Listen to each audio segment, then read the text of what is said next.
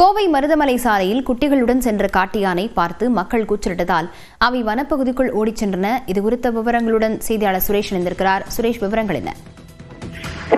கோவை மருதமலை தொடர்ந்து இரவு நேரம் மற்றும் பகல் நேரங்களில் காட்டு யானை கூட்டமாக வருவது வழக்கம். இந்நிலையில நேற்று இரவு பாத்தீங்கன்னா குட்டிகளுடன் காட்டு யானை உலா வந்ததாக வனத்துறைக்கு தகவல் அளிக்கப்பட்டது.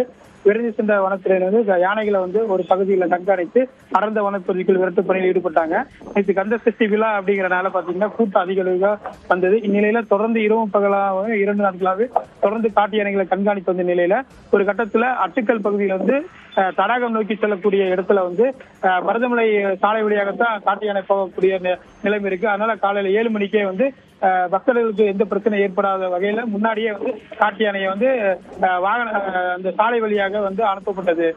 அதை தொடர்ந்து காட்டு யானை மருதமலை வனப்பகுதிக்குள்ள வராமல் தடுக்கிறதுக்கு வனத்துறை முயற்சி செய்துட்டு இருக்காங்க.